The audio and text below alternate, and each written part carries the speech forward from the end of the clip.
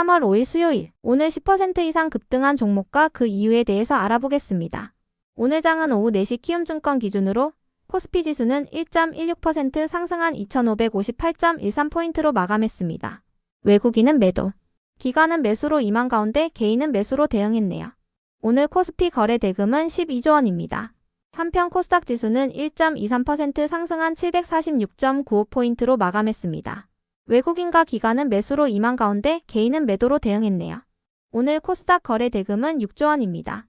그럼 본격적으로 오늘의 급등 종목들을 살펴볼게요. 오늘 10% 이상 급등한 종목은 총 40종목으로 코스피에서는 15종목, 코스닥에서는 25종목이 나왔습니다. 이 중 상한가 종목은 동양철관, 하이스틸, 디모아, ICTK, 화성밸브 5종목이고요.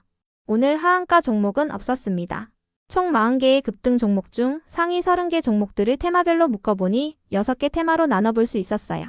그 외 나머지는 개별 이슈로 오른 종목들인데요. 먼저 1번 알래스카 액화 천연가스 테마입니다.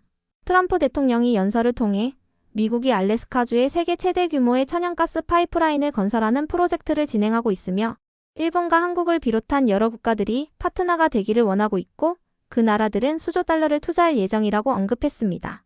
알래스카 프로젝트는 알래스카주에 1300km의 가스전 파이프라인을 건설하는 사업으로 트럼프 대통령이 정성을 쏟고 있는 사업이라고 알려졌는데요.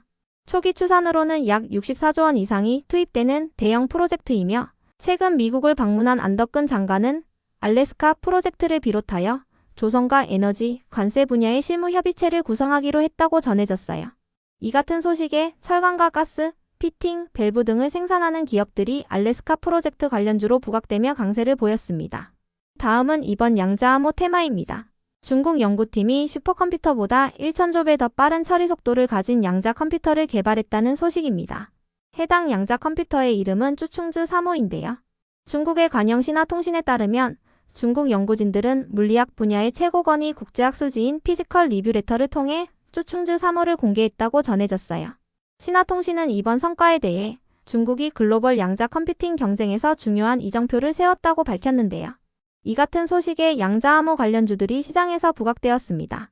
이 중에서도 ICTK는 오늘 아침 언론을 통해 양자 내성암호 보안칩을 출시하고 양산을 시작했다고 밝히며 상한가로 마감했는데요.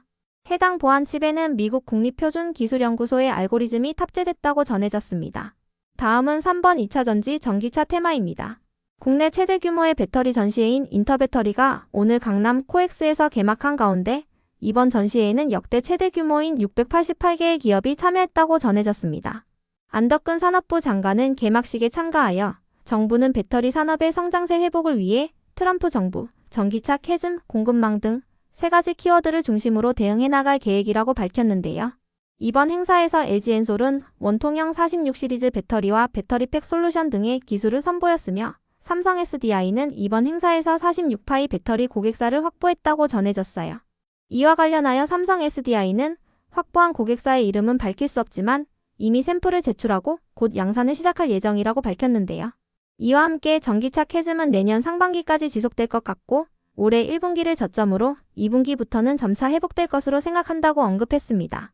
이 같은 소식 속 정부가 첨단 전략 산업 기금의 규모를 확대하여 반도체와 인공지능, 2차전지 등의 첨단 산업 지원에 나선다는 소식도 동반되면서 오늘 2차전지 기업들이 상승세를 보였네요.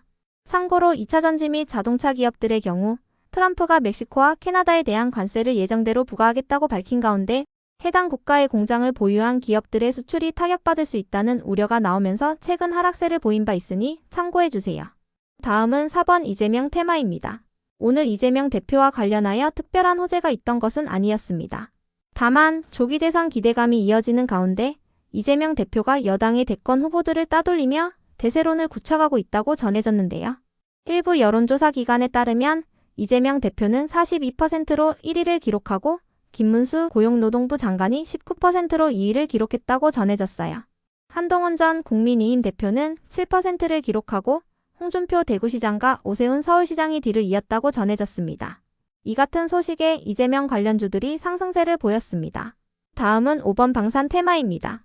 미국 국방부의 콜비 정책 차관 지명자가 동북아시아 동맹국에 국방비를 증액하라고 요구했다는 소식입니다. 콜비 지명자는 최근 개최된 청문회를 통해 일본은 매우 부유한데 왜 그에 걸맞는 수준으로 방위비를 지출하지 않느냐고 언급했어요. 일본이 2027년까지 방위비를 GDP의 2%까지 늘린다는 목표는 충분하지 않다고 비판했으며 하루빨리 3%로 올려야 한다고 밝혔는데요. 대만에 대해서도 GDP의 10% 정도로 국방에 집중해야 한다고 언급했어요. 이 같은 소식에 유럽연합 국가들이 방위비 지출 확대를 위해 안보협의체를 추진하기로 했다는 소식도 지속 부각되면서 방산 기업들이 상승세를 이어갔습니다. 유럽연합은 미국에 의존하던 안보가 앞으로는 약화될 수 있다는 점을 우려하며 이 같은 방위비 지출 확대를 추진하고 있는 것으로 해석되고 있습니다. 이 중에서도 대성 하이텍은 유럽과 이스라엘 등의 방산 부문 공급을 추진 중이며 국내 방산 대기업과도 수출용 제품의 공동 개발에 참여하여 시제품 제작 마무리 단계에 돌입했다는 소식이 있었는데요. 해당 기사에 따르면 대성 하이텍은 유럽 현지에서 단거리 미사일용 초정밀 부품을 생산할 예정이라고 전해졌습니다. 또한 이스라엘의 유도탄 전문 기업과 절충 교역을 성공적으로 마무리하고 3년간 장기 부품 공급 계약을 체결할 가능성이 크다고 하니 참고해주세요. 한편 HJ중공업은 어제 미국 함정 유지 정비 보수 사업 진출에 필요한 함정 정비 협약 체결을 준비 중이라고 밝히며 상한가로 마감했던 종목인데요. 해당 소식이 지속 호재로 작용되며 강세를 이어갔습니다. 참고로 트럼프 대통령이 조선업을 촉진할 새로운 기구를 만들 것이라고 발표하면서 오늘 조선 기업들도 상승세를 보인 바 있으니 참고해주세요. 트럼프 대통령은 조선업을 미국으로 되돌려오기 위한 특별 세금 감면을 제공할 것이며 방산 기반을 강화하기 위해 상업용 선박 건조뿐 아니라 군함 건조까지 부활시킬 것이라고 밝혔습니다. 다음은 6번 재건 테마입니다. 미국과 우크라이나 정부가 광물협정에 서명할 계획이라는 기사들이 잇따라 전해지고 있습니다. 로이터 통신은 트럼프 행정부의 소식통을 인용하여 양국 정부가 이르면 현지 시간으로 4일에 광물협정에 서명할 계획이라고 밝혔는데요. 양국은 최근 열렸던 정상회담을 통해 광물협정에 서명할 계획이었지만 해당 회담이 파국으로 끝나면서 협정도 불발된 바 있습니다. 이 같은 소식들 속에서 재건 관련주들이 어제 급락세를 보인 데 이어 오늘은 강한 반등세로 마감해 주었네요. 그 외 나머지는 개별 이슈로 오른 종목들인데요. 먼저 디모아와 풍원정밀, 알리코 제약의 급등 이유는 파악되지 않았습니다. 이어서 롯데케미칼을 비롯한 석유화학 관련주들이 상승했습니다. 중국 정부가 올해 경제 성장률 목표를 5%, 물가 상승률은 2%로 제시했다고 전해졌기 때문인데요. 이 같은 소식에 중국의 경기 부양 기대감이 부각되면서 중국 경기에 민감하게 반응하는 석유화학 관련주들이 상승세를 보였습니다. 석유화학 관련주 중에서도 롯데케미칼은 유안타증권의 리포트가 동반되었는데요. 유안타증권은 롯데케미칼이 4년 만에 영업이익 흑자 전환이 가능할 것으로 예상한다고 밝히며 롯데케미칼에 대한 목표 주가를 20만원으로 제시했어요. 이전에 제시했던 22만원보다는 낮은 금액이지만 현재의 주가와 비교했을 때 3배 이상 상승 여력이 있다는 분석이었는데요. 롯데케미칼의 오늘 정규장 종가는 72,000원이니 참고해주세요. 다음으로 클로봇은 레인보우 로보틱스와 제조 물류로봇 사업 협력을 강화하기 위한 업무 협약을 체결했다고 밝히며 강세를 보였습니다. 두 기업은 작년부터 협력을 진행해왔으며 이번 협약을 통해 올해 협력 체계를 강화하고 시장 확장을 위한 공동 프로젝트를 적극적으로 추진할 계획이라고 하는데요. 이 같은 소식에 클로봇이 급등세를 보이면서 같은 로봇 섹터인 원익홀딩스도 강세를 보인 것으로 파악되니 참고해주세요. 이어서 인크레더블 버즈는 관계사인 모티바 차이나가 텐센트 헬스와 함께 스마트 의료 서비스 확대에 나선다고 전해지면서 강세를 보였습니다. 해당 의료 서비스에는 인공지능 모델인 딥시크를 적용했다고 하는데요. 해당 서비스를 통해 인공지능 기반의 초계이나 헬스케어 전문 기업으로 도약하는 것이 목표라고 전해졌습니다. 다음으로 비아이매트릭스는 키움증권의 리포트가 동반되며 강세를 보였는데요. 키움증권은 비아이매트릭스를 한국의 팔란티어라고 평가하며 인공지능 솔루션을 통해 고성장이 시작될 것으로 전망했어요. 비아이매트릭스는 코딩이 필요 없는 로우코드 솔루션 등을 개발하고 있으며 이를 통해 접근성을 높여서 입지를 공고화하고 있다고 언급했는데요. 앞으로 본격적인 실적 성장이 예상되며 미국 파트너사를 통한 해외 진출이 본격화된다는 점도 주목해야 한다고 언급했습니다. 이 같은 분석에 비아이매트릭스가 강세로 마감해 주었네요. 그럼 오늘의 거래량과 거래대금 상위 종목들을 시장별로 살펴보고 마칠게요. 먼저 코스피 시장에서 거래량 상위를 기록한 종목을 살펴보겠습니다.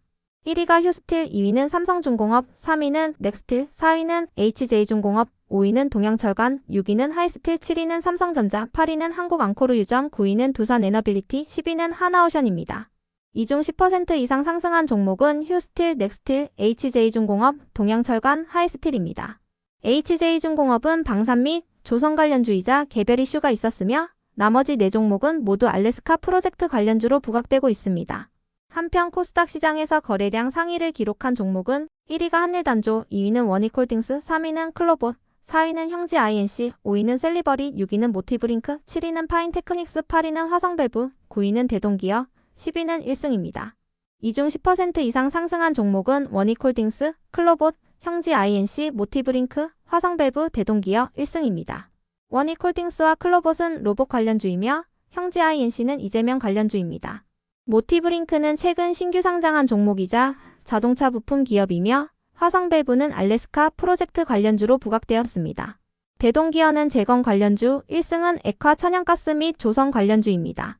다음으로 코스피 시장에서 거래대금 상위를 기록한 종목을 살펴보겠습니다. 1위가 삼성전자, 2위는 하나오션, 3위는 하이닉스, 4위는 하나에어로스페이스, 5위는 삼성중공업, 6위는 넥스틸, 7위는 포스코 인터내셔널, 8위는 두산에너빌리티, 9위는 휴스틸, 10위는 한국가스공사입니다. 이 중 10% 이상 상승한 종목은 넥스틸, 포스코 인터내셔널, 휴스틸, 한국가스공사입니다. 모두 알래스카 프로젝트 관련주로 부각되고 있습니다. 한편 코스닥 시장에서 거래대금 상위를 기록한 종목은 1위가 클로봇, 2위는 레인보우 로보틱스, 3위는 대동기업, 4위는 알테오젠, 5위는 모티브링크, 6위는 원익홀딩스, 7위는 화성밸브, 8위는 삼천당제약, 9위는 한일단조, 10위는 HLB입니다. 이 중 10% 이상 상승한 종목은 클로봇, 대동기업, 모티브링크, 원익홀딩스, 화성밸브입니다. 클로봇과 원익홀딩스는 로봇 관련주, 대동기업은 재건 관련주이며 모티브링크는 자동차 부품 기업입니다. 화성밸브는 알래스카 프로젝트 관련주로 부각되고 있습니다.